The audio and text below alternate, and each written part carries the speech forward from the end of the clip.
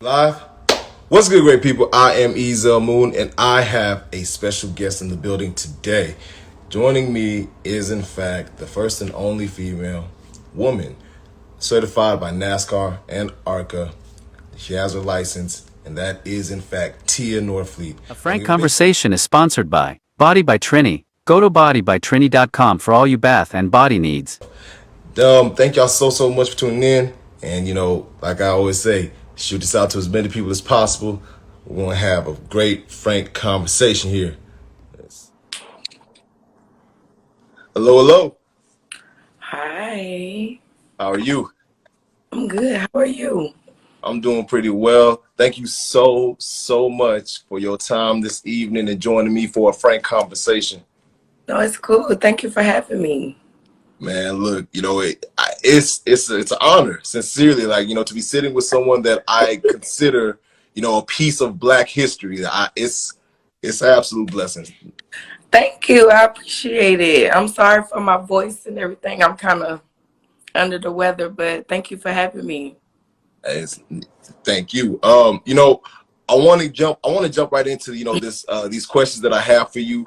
For those that are joining, I'm pretty sure you already know this is, in fact, Suffolk, Virginia's very own Tia Norfleet, the first African-American woman licensed in NASCAR and ARCA. I wonder for you, how do you personally feel about those titles? Especially whenever you're introduced and, they say female. And I know that you're, the only Black woman that is, in fact, in the position that you're in. But talk to us about, how you feel about those type of titles. I'm really like a real down to earth, like humble type of person. So I really don't care about titles. I do recognize the accomplishments that I've made, and I had to, it actually had to kind of grow on me. But titles, I don't really care for titles. I just want to be a positive representation for people that look like me, and hopefully I can open some doors for girls that look like me. Most definitely. Opening those doors is a very big thing. Making sure that you build that bridge for those that are coming behind you. Talk to us about some of those things that you're doing right now to make that happen. Right now, I have a nonprofit. It's called the Glam Garage. I actually teach young girls the basic fundamentals of car maintenance, like how to check their oil, how to change their tires, just the basics, because luckily for me, I had a father that was in my life all my life, and he taught me how to change a tire in case I get, a flat tire on the side of the road and I don't have anybody there, or I don't have a boyfriend or whatever. Half of them don't even know how to change a tire.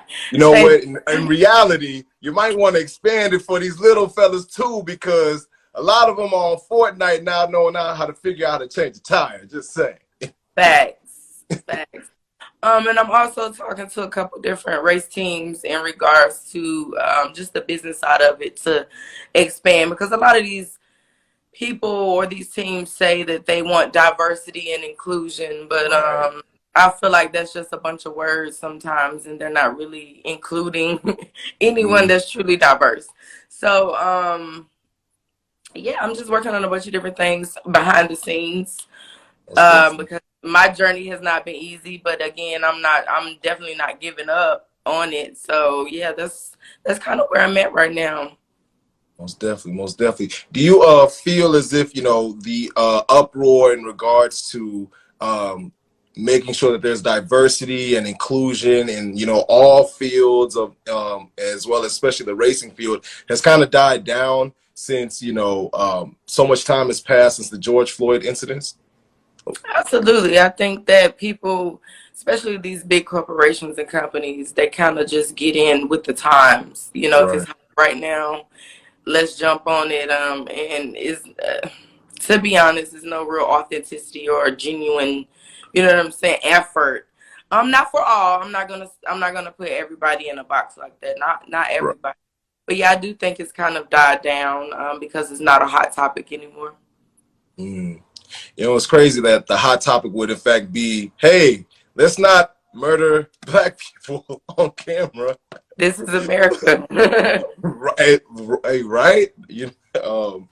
Now, I want to, go into a little bit about, some of the things that I read, as well as researched about you. I can only imagine your face when, your Barbie Corvette car, the speed was increased, by your pops, and now you're going faster. I wonder, to this day, after so much time has passed, do you still get that same feeling whenever you're going faster?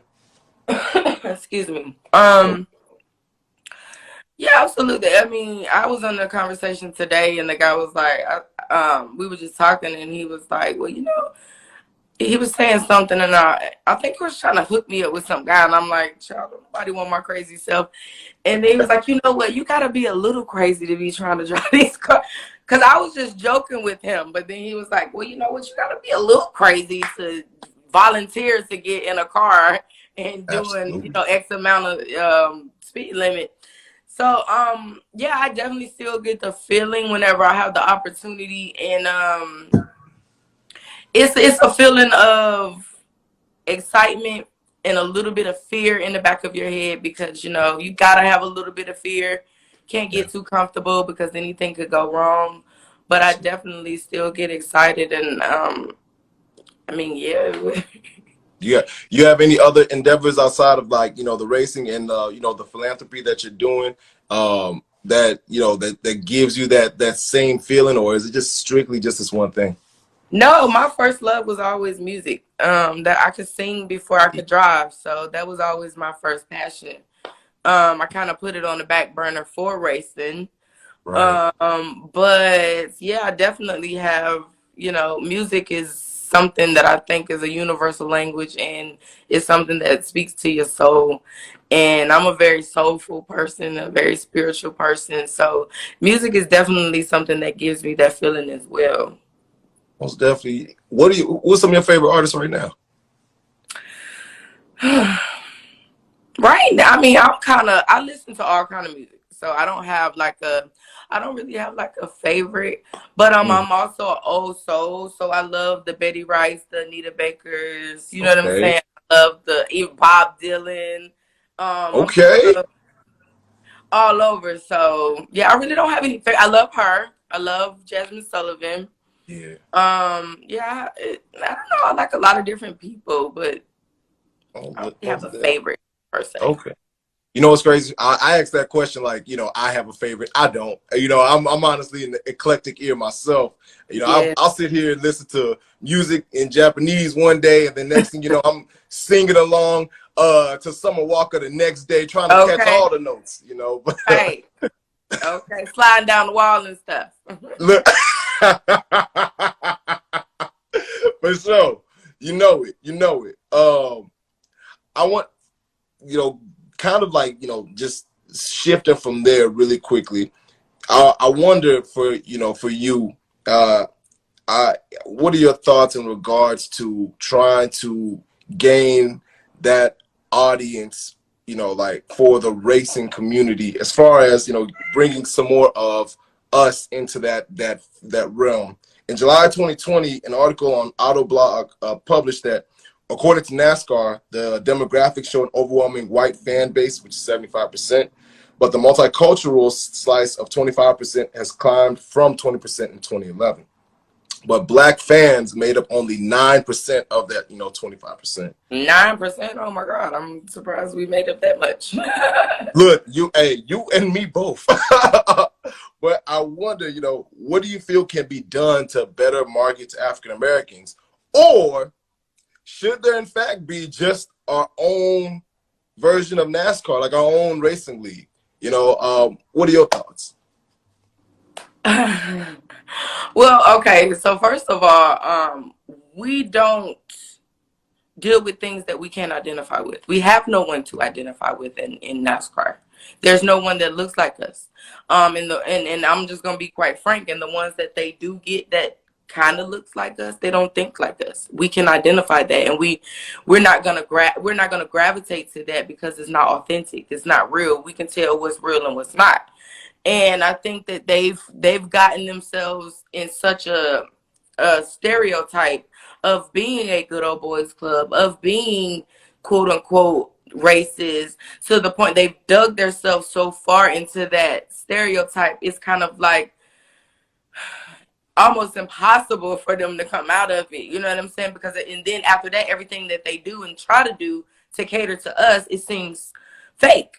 It doesn't seem like it's real. So it's like, you know what I'm saying? You got to think about it. You shunned out the black people. You basically shunned out the Mexicans. They're not going to no NASCAR race with a Trump. You know what I'm saying? With a Trump. Right. Trump stickers everywhere. You know what I'm saying? That's just something that they're just not gonna do. But I feel like what people don't realize is that's not the end all be all. You know, I feel like if we all came together and really wanted to make something happen, we could. Why? And this is the thing that I have to ask myself. Our question that I had to ask myself: why would I force myself at someone's table when I can just go build my own? And I'm just not gonna do that. So I think that if we did, you know, come together, which is something that seems so hard for us, right. We can just create our own thing. A lot of people don't realize that racing its origin is from bootlegging. Who outruns the police more than that? You know what I'm saying? Like, that started kind of from us, although we didn't have the money, the backing to create what is created now. You know, everything comes from us. Honestly, but just about everything in the cult, everything really kind of has origins within, you know, us. Right. I think it'll just be better to just create our own situation, and that's just my own personal opinion. That makes sense. That makes sense. You know, I'm someone of the mindset that, you know, of course we want to definitely, you know, have our own, but I'm also, you know, believe that we should, you know, have seats at other people's tables just so that we can, you know, be a part of those conversations as well. You know, although I do, in fact, I feel like we should honor those that do both, those that establish, you know, our own tables, those that are actively building our own tables, and those that are having seats at the other tables, because there are two different types of struggles there that should in fact be honored, you know. And as you, as someone being someone that has to, you know, that's had to sit at someone else's table, you know, your struggle should definitely be honored. Your father's struggle should definitely be honored. And anybody else that, you know, that comes from, you know, that holds that much more melanin within their skin, right? They should in fact be honored for what it is that they have done within the field of racing, because, you know, they are in fact Black history. You know, and that's something that I wholeheartedly believe. I agree with you. Yeah. Man, you once said something. You got a quote. You know, speaking on it. You said that we both represent. You were talking about yourself and your father. That we both represent two generations of discrimination. You know, when do you feel like this will no longer be a thing to deal with within the racing world? Is there like a certain time, or, you know, is it what? When do you feel like that'll actually happen? When we control our own narrative, and we have the ability to control our own situations, opposed to when someone has the ball and you're just, you know what I'm saying, you're just there. It's like you can't really do too much. So I think that when we're able to have our own sponsorships, have our own funding, our own backings, you know what I'm saying? Otherwise, we're at the foot of the people who does have the money. You know what I'm saying? You really can't do too much because there's no control factor for you. You're kind of like a pawn, you know what I'm saying? You can't really do a lot. Right. You're right. You're right. That really is I don't want, honestly, for, you know, especially for my son, if he wants to go into racing, you know, like, and by the way, if we're ever in Georgia, I'm about to send him to the, you know, to the Glam Garage, make sure that he gets his knowledge. I know how to change a tire. I've been the one that's been called in the middle of the night, but I'm gonna still bring him to see you so that he can, you know, look. Everybody should know how to change a tire. So anyway, but yeah, aside from that though, sincerely speaking, I wholeheartedly believe that, you know, I don't want my child to grow up in a world where, you know, he would have to face, if he does decide to go into racing, like he would have to face the same issues that you faced or that your father faced, right? I don't believe that that's something that should in fact be around anymore, you know, especially when it comes to the next generation. And it shouldn't be that, you know, he's trying to like have to gravitate to those that, you know, that don't look like him. He should be able to just walk in there and based off of his own merit, be able to succeed. But do I have hope? I have a sliver of hope that, you know, by the time he's older, look, it's a sliver of hope. I ain't saying it's just a but keep hope alive. Yeah, it's like you know. But I'm hopeful that, you know, that's not going to be something that he has to endure, because what you've had to endure, as far as, you know, from, like I said, you know, the think from the NASCAR fans, you know, no N-words in NASCAR, you know, the disrespect, the negativity that came from, you know, that people that are fans of the sport, it's a toll on the mental that, you know, I feel like should in fact be addressed, you know. And what better way to address it than to have a conversation with you, you know, talk to us though about that, you know, about the dark side of the dream. How do you feel like, you know, that all that you have endured has, you know, impacted you mentally and your outlook on, you know, people? Yeah, absolutely. It's definitely a dark side to any dream, especially if you're in any part of the entertainment industry. Right. That's just the reality of the situation. As far as me, mine was more, you know, I felt like I'm just a girl out here. I just want to race. I just want to drive. I haven't done anything to anyone. I should be able to do so. I should be able to perfect my craft. I should be able to pursue my passion. I felt like that was just a given. And I've never been naive. I've never been green. My dad has always, you know what I'm saying, kept me, like, put me on game. And so I wasn't surprised when things happen. It just kind of, I'm still human. I have feelings. I have emotions. It's still hurtful. It's still, you know what I'm saying, will play its part. And yeah, I got to the point where I was like, you know what, I want to pursue this. I want to do this. I'm trying my best.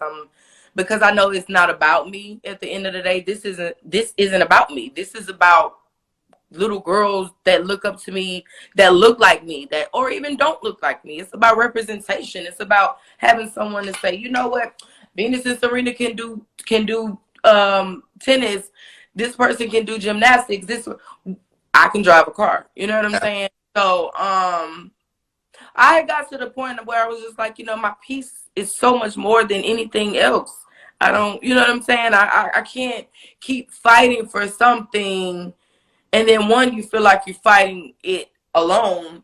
And then two, it's like, I don't have to do this. I don't have to go through this. I don't, you know, my peace is something that nobody can buy. Nobody can, you know. So I just had to take a step back for a moment and really realize what was important to me. As a melanated being, a spiritual being, and realize that in this realm, you know what I'm saying, I can do and be anything that I want, and I don't have to deal with things that I don't have to deal with. So yeah, I just had to get my mental, you know, right with that, because it can be very stressful. It can be very hurtful. People are cruel. Some people are just naturally mean. And I'm no punk now, because I'll get with you on any level, but right. Still, it comes a time where, you know what, it's like, you know what, my peace. Mhm. That's just all I gotta say. I my peace. And so yeah, it's a dirty world.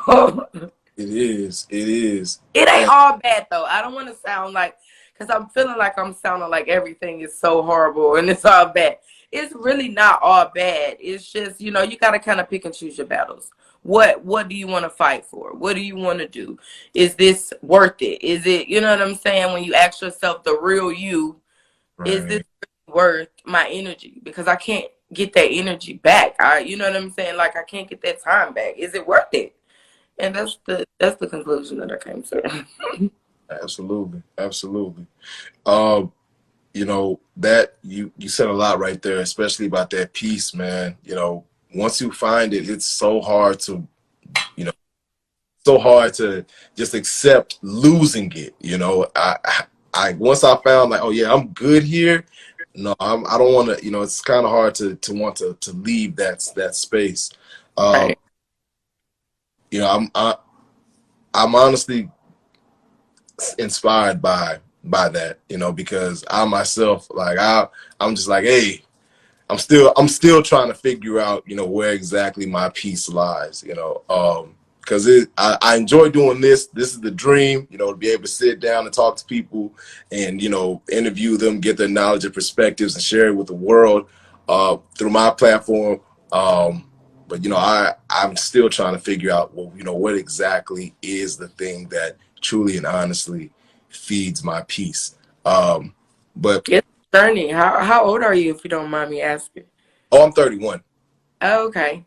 Yeah. Yeah, it's definitely I think it's a never ending thing until you leave. I think you're constantly every day learning. You're constantly every day trying to find things that, because you're always growing. You know, I mean, not to sound like a old old head, but you know, you're always constantly growing. So you'll You're find. absolutely, you're right. You know, even I started to do like a lot more meditating. You know, because I feel like that's something that, you know, going more inward is it's helpful for me. You know, but yeah, like I said, you know, just it's still, you're right. It's still a constant, you know, a constant search, and I don't really subscribe to that mindset of, you know, I'm complete, you know, anymore, because there's always something, right? Like a new experience will change your outlook on anything. You never know. Tomorrow might be the day an asteroid hits the world, and now everything in which you thought was important is, it's like, oh, all this is gone. I'm just really just trying to stay alive or something like that. You know, your whole Right. perspective change on the world just by the, you know, in the snap of fingers. You know, but yeah, I'm definitely someone that continues to seek this knowledge, which is part of the reason why I do this, because I like learning. You know, yeah. Absolutely. um, I want to go into, you know, the power of perseverance. Uh, you know, I'm you know, I'm bringing up something that, you know, I really thought about before wanting to ask it. You know, that power of perseverance, not only that you used when dealing with the things that you dealt with NASCAR, but also when you used it when filming 0 to 60, and, you know, losing your mother-in-law on that on the day of filming. You know, um, how do you, like, you know, that strength is something, and, you know, I stop and I think about, you know, being that term being called strong. You know, I know nowadays it's like I don't want to be called strong just because I powered through really difficult times, you know. But I wonder for you know, in my mind, I wonder for you, you know, how do you utilize that perseverance today, as well as, you know, how was it for you, you know, going through that, and, you know, like compile when it comes to compiling problems, how do you power through that? So first of all, that was the worst. Like that was like one of the worst days. Not only I mean, of course, I lost my mother-in-law, but it really played it really played on my mental. I performed horribly. I mean, I'm not gonna lie. It was just a horrible. I didn't want to be there. Right. I was not present. Um, but I was like, you know what, Tia, you have to do this. You know what I'm saying? She would want you to do this. She would want you to keep going. But in my mind, I'm like, okay, I just want to comfort my husband. I want to be there for him. This is his mom, so on and so forth. So I had to kind of get myself together. Like, I had to literally, the lady was doing my makeup, and I just broke down crying, and she was like, what's going on? And I was like, you know what, I'll be okay. I'm gonna get through it. Although in retrospect, I did not like my performance, I was just proud of the fact that I stuck through it and I didn't walk off scene. I didn't walk off set. I didn't say the H with it. I'm done with it. I stuck through with it to the end. And that's all that I could do, and even though I was hurting, I was just still all in all, I was just proud that I didn't give up. Because a lot of people may have walked away at the time, because this is about mental. You can't get behind a wheel and perform at your best if your mental is, you know what I'm saying, not there. Yeah. But I would say I've always been a strong person. I've been through a lot in my life, on and off the track, and I've always just got through it because I said, I've been through worse. Or I'd be like, it'll be okay. It's not the end of the world. I just try to think in those terms, like it'll be okay. 3-4 months from now, you'll be looking back at this and you'll be laughing at it, or you'll say, oh, well, dang, I really got through that, So my mom always told me, she was like, you're like one of my strongest children. You are the strongest out of all 4 of my kids, because she's seen the things that I've been through, and I could be going through hell and I still would hold my head up high. You wouldn't even know that I'm, you know what I'm saying, going through something. So I've always been strong-minded. I'm a Taurus, and I'm a Taurus heart. And yeah, I just feel like it's always going to be days that's not so good. It's always going to be things that go wrong. It's always going to be mishaps. It's always going to be a problem, but that doesn't have to define you, and you don't have to just give up on it because something comes and it's a roadblock, because you're never going to get nowhere if that's the case, because that's life. Yeah. I mean, life is hard. It's hard, but it's a beautiful journey. Yeah, you're right. Life is hard, but that journey that journey is beautiful. It's just, trying to make sure that you hold on to those lessons from each and every moment, because that's one thing. You'll relive so many different situations over and over again if you don't learn from that first time, or that second time that you went through it. I like, if you don't study your history, you bound to repeat it, and that's just facts. It's funny that you say it like that, because like now I'm really thinking about the next young lady that would want to, go down the same path that you went down, right? Like, if she doesn't study, what the things that you went through, she won't really, she won't really understand the obstacles that will come her way, I hope what do you if you see someone that is in fact another young lady that's trying to get into racing, how do you feel like you'll step into their lives and help them if they reach out to you for help? It's funny that you say that, because I literally probably 3 hours ago was on a call with someone. She's actually on Instagram. She might actually be on here, I don't know, but so I guess her coordinator, that he called me, and she wants to race, and she's doing, she was doing karts, and now she's moving up the ranks. And so he called me, and I was like, look, don't call me and you're not getting straight to the point, because all that beating around, I'm not that type of person. Let's just get straight to the point. And so he was like, he wanted to, to help build her up, and I was like, look, that's always been my mission. You know what I'm saying? That's always been my mission, is to help bring in other people. Because luckily for me, I had a dad that went through this and had, he was already in it. A lot of people don't. And if you don't, it just becomes a little harder to get involved. But I would say if it's your passion and it's something that you want to do, and it might sound corny or cliche, do it. You know what I'm saying? Stick with it, ride with it, because it may not happen overnight. But if you really want something and you're determined and you put that energy out there, it's bound to happen. It's the law of the universe. Whatever you put out there is gonna come back to you. So, whether it's good, bad, or indifferent.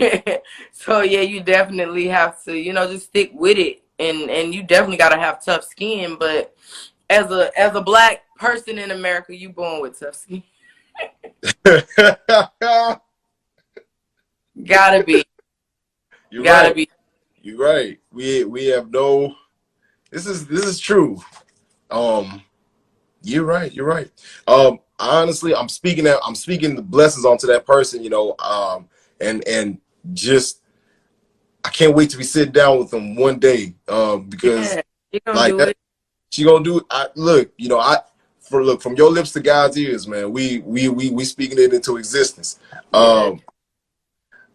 I want to get into the goal of this show, and that is philanthropy, garnering support from the audience and putting it towards a charity or nonprofit that you care about. What charity or nonprofit would you like to spotlight today, and why is the cause that it faces so important to you? The charity or nonprofit that I would like to spotlight, of course, is my own. It's called Glam Garage. Got And it. it's important to me because it teaches it. The entire purpose of me starting Glam Garage is because a lot of people, it was kind of two-sided. A lot of people look at women that are in the motorsports industry or any quote unquote male dominated industry and think that we have to be butch, or you know what I'm saying, not as feminine, and we're not pretty, or so on and so forth. So that was like the glam part of the garage. So basically what we do is we teach young women the basic fundamentals of car maintenance, how to change their tire, how to check their oil, all the fluids, so on and so forth, air pressure, so on and so forth. And then we have an in-depth conversation about real life situations that a lot of young women may not be comfortable in talking to certain people about. We just have an open dialect.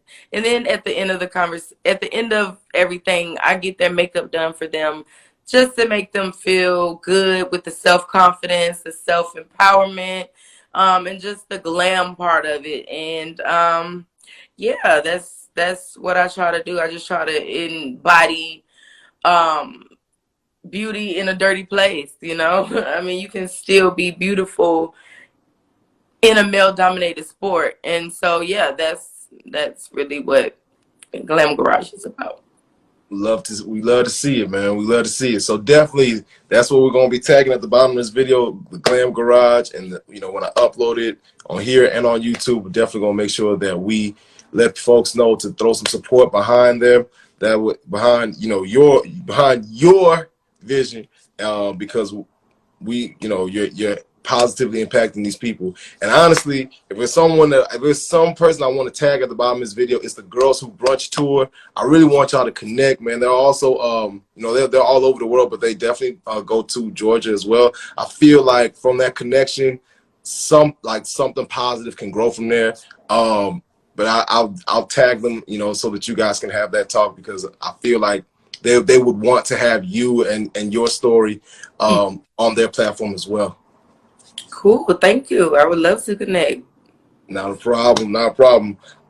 Before we close out, and once again, I thank you for your time, your No, energy, thank your you. effort, and empowering through this. Even though you're a little under the weather, I appreciate that. Thank you so much, sincerely. We always like to close with words of wisdom for the next generation. Um, I wonder, what words of wisdom would you have for any of those young ladies that struggle to deal with PCOS? Whew.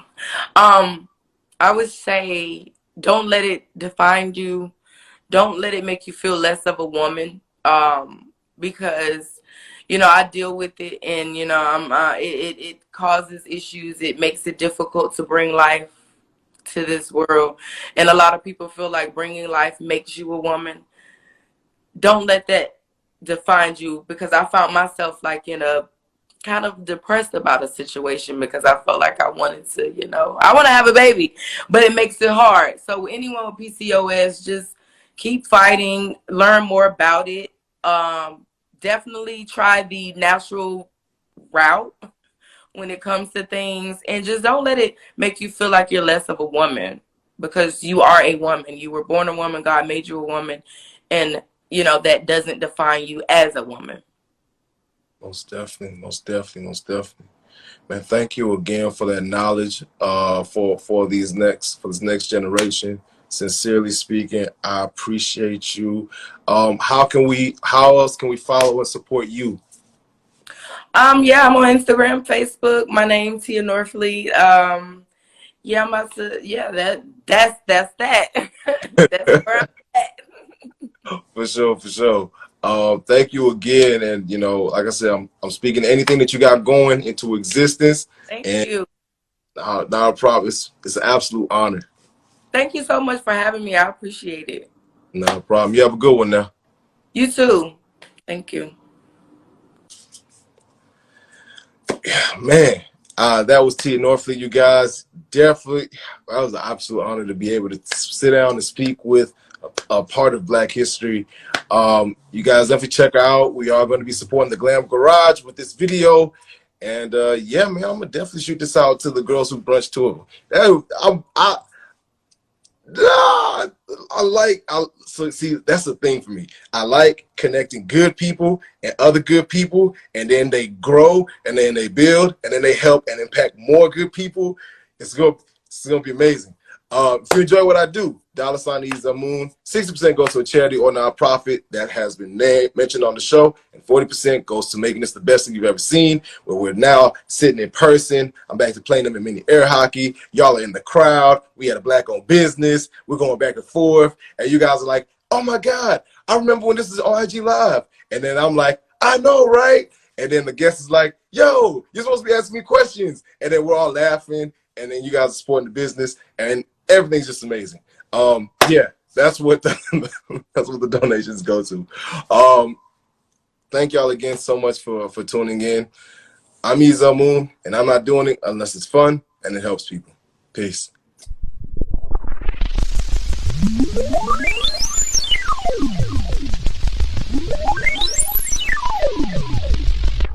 Purchase my book, Purple Mike Wants a Bike, at Amazon.com. You can find it there. Just type in Purple Mike, type in Ezel Moon, and it'll pop up.